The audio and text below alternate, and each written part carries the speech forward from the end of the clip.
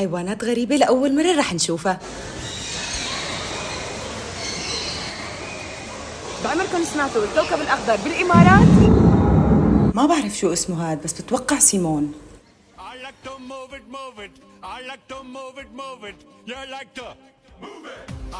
هذا أغرب حيوان بيعدي علي، بيعرف اسمه يكتب لي تحت بالتعليقات لأنه أنا ما عرفت.